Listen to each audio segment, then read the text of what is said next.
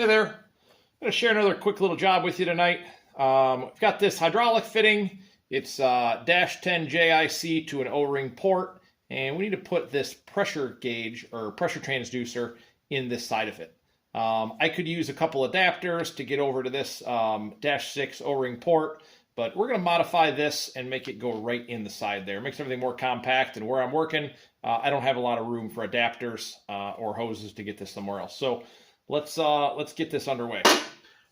In order to hold this thing, you really don't want to clamp on the threads because one, it's not real rigid, and two, it'll mess these up on the side we're going to keep.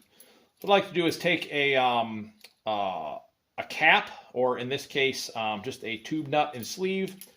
We'll thread this on here and crank this in the vise and just snug this down so that we've got a good bite on this so it doesn't spin around. All right, next. We need to line this up with the axis of the spindle. In order to do that, I prefer gauge pins. I've got a whole set of them that go from 10 thou to 3/4. I found this one that fits, well, it fits the other side, doesn't fit this one. Let me jump down a size and see if that one fits. Nope, one more. Gauge pins are super handy for stuff like this. Wow, that is interesting. It slid right in the other side. Yeah, look, see? Falls right in. But this side does not. Well, in that case, let's do this.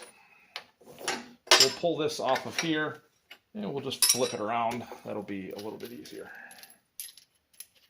There might be a burr on that other side, and if we do get a pin in it, it might want to wobble around a little bit. And that's not the one I had. There we go. All right, nice snug fit in there. Again, gauge pins come in thousandths of an inch. Every thousandth, so from 10 thou to 750 thou, there's, what would that be, 400 or 740, something like that. Pins. I got a nice little cabinet. Anyways, next step here, we'll put this in the drill chuck, and we're just going to lightly clamp that in there just so as not to damage the gauge pin. Run this down a little bit. Now what I'm doing is I'm going to run this table back and rock this around until I just feel it stop rocking right there. You can hear that spindle knocking back and forth a little bit. There's a little bit left in it, which is probably going to be okay. Now we'll snug this down because we don't want this moving.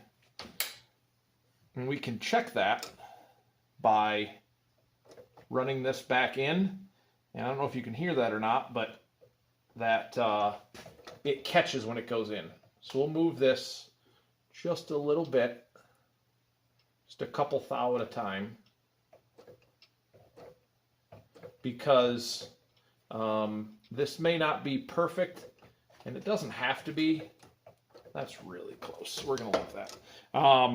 Because we're not doing anything with this bore that it has to be right on. We're gonna bore it out, or we're gonna tap it, so it'll find its own way, so it'll be just fine. Next step, we need to remove the top of this. I could have cut this off to begin with, but I wanted that, I wanted a little extra height in there to, I don't know, just for the pin to sit in, nice clean hole.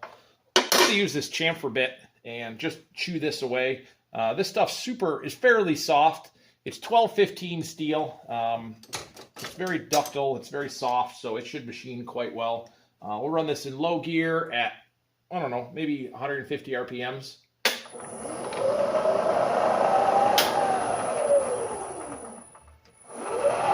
Helps if it's going the right way. Yeah, that seems a little fast. There we go, 120. And look at that, it just goes. We'll squirt a little anchor lube on there just because this stuff is awesome.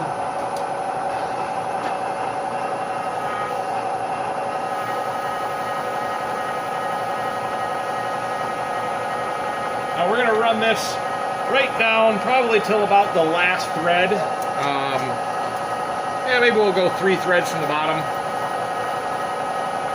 Now the reason I chose this countersink bit is because it's self-centering. I could have used an end mill to remove this, but being that there's no real purchase on this and it's so high up, an end mill would have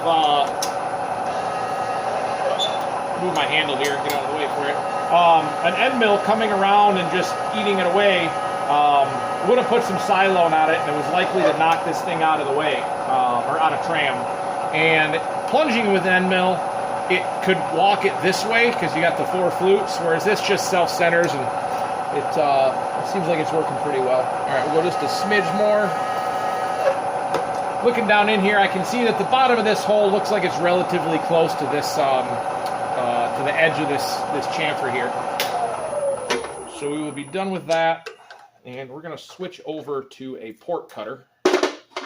This port cutter here, I don't know if you can see that or not. Maybe it will zoom in. Has a little special edge here that sets the relief area for the O-ring on these focus. There we go.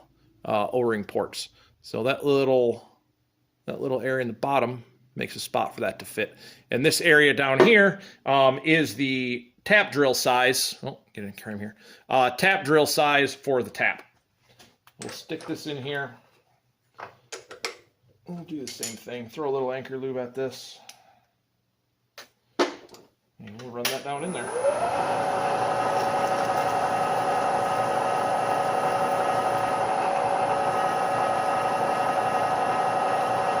Now, typically you would use this cutter just to ream the hole for the tap drill size and do a little spot facing, but it's a cutter nonetheless. So there's no reason that it can't do a little bit of extra work on this one here. So we do have a little bit more to go.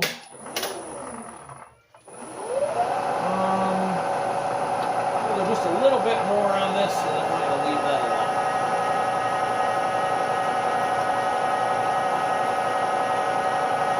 Just so that last thread is off of there. And there we go. We'll call that good. Now, I don't know if you can see that in there, but there's that little chamfer. Throw a tap in here.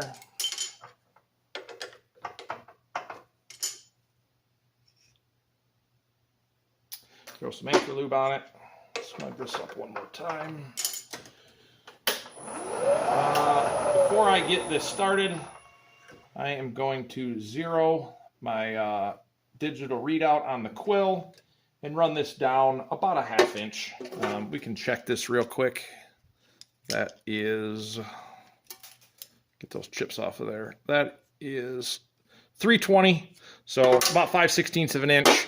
If we go a 1/2 inch, we'll be past that lead in on that, what's that, bottoming tap, and we should be plenty deep. So once I see this get close to 1/2 inch, I'll shut it off and then reverse it.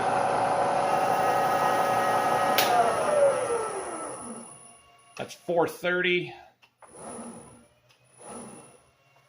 So I've got a variable frequency drive on this, and it has a soft start.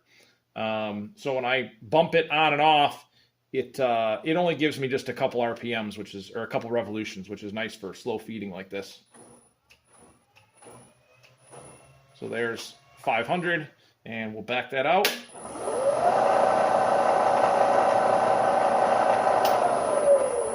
You want to put just a little bit of pressure on that quill as you're removing that.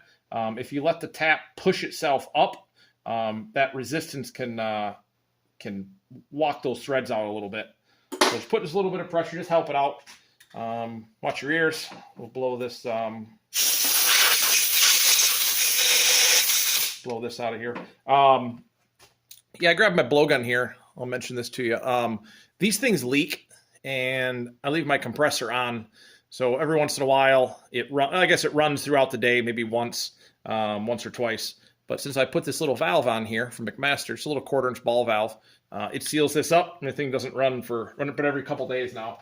So pull this tap out of here. I'll blow that off one more time just to be sure. I don't want any junk in this sensor. Let's see what we got. There we go. Perfect fit. Yeah, so that's it. Simple little operation here in the mill. Find this fitting. Sometimes when nobody makes what you need, you gotta make your own. And there's that seat right there. You can see where that O-ring sits down in there. So that's it. There we go. Thanks for following along.